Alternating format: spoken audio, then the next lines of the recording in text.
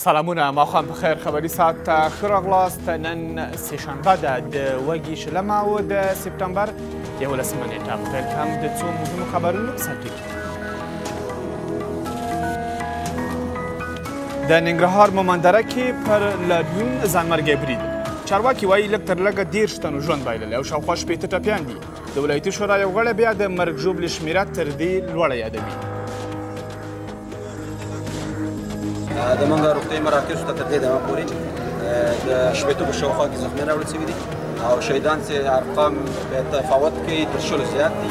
د 10 تر شهیدان دي. د جانکيري کتاب او د افغان حکومت ناویلي رازونه. د امریکا د بهرنیو چارو پخواني وزیر جانکيري خپل د خاطراتو کتاب کې لیکلي اشرف غني د ملي یووالي حکومت له نوښتګرو دی.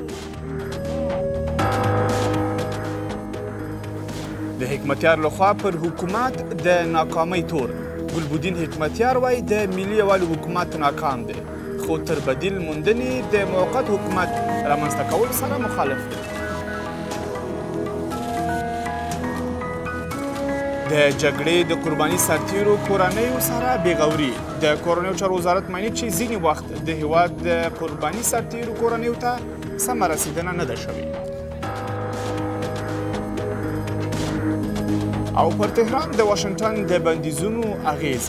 د ایران مرستیال ولسمشر وایي د امریکا له بندیزونو وروسته د ایران وضعیت پیچلی شوی.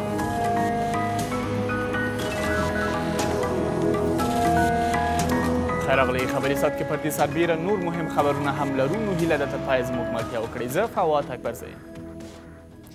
د ننګرهار مومندره کې پر لاریونوالو ځانمرګي برید کې لږ تر لږه 10 کسانو ژوند بایللی او شاوخوا 80 نور ټپیان دي. د ننګرهار سیمه ییز چارواکي وایي ځانمرګي بریدګر ځان ته د هغو کسانو منځ کې چاودنه ورکړې چې د سیمه ییزو پولیسو د یو قمندان د زورواکۍ پر وړاندې لاریون ته راوتلي وو. له دې سره د ننګرهار د ولایتي شورا یو غړی وایي دې پیښه کې شاوخوا 50 تنو ژوند بایللی او نږدې 100 نور ټپیان دي. یو ځانمرګي بریدګر د جلال آباد ښار تورخم پر لویې لارې د مومندرې ولسوالۍ اړوند دکي په سیمه کې د یوه ډله خلکو په منځ کې ځان ته چاودنه ورکړه. د دې پیښې ټپیان جلال آباد ښار مرکزي روغتون او بېلابېلو روغتونونو ته د ځایي خلکو له لوري لیږدول کیږي. د منګه روغتیايي مراکزو ته تر دې دمه پورې د شپېتو په شاوخوا کې زخمیان راوړل سوي دي او شهیدان چې ارقام په تفاوت کې تر 10 زیات دي. د 10 تر شهیدان دي. د 100 نه بلو زخمیان لري او تقریبا تعداد د 500 پورې به په دغه وخت کې شهیدان دي. د امکان د ولري چې دغه تعداد نور هم ډېر زیات شي. عیني شاهدان وایي ځانمرګي بریدګر د هغو خلکو په منځ کې ځان ته چاودنه ورکړه چې په سیمه کې د اچین ولسوالۍ د سیمه ییزو پولیسو د یو قمندان پر ضد راټول شوي وو او خیمه یې هم درولې وه. ځانمرګی راغی بم راخلاص شو خو به ټول خلک یې والو ضرور. دغو اعتراض کوونکو د تورخم جلال آباد لویه لاره په ډکي سیمه کې د ټرافیکو پر مخ تړلې وه.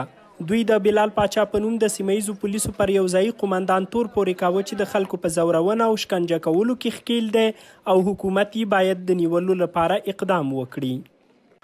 د دولت د وسلې او د رسمي یونیفورم نه په بد استفادې سره د دې خلکو په وړاندې سلګونه جنایي جرایمو مرتکب شوی. موږ دا غواړو چې جلال او بلال دا دواړه سره د ټولو زامنو دی گرفتار شي او موږ سره محکمې ته حاضر شي.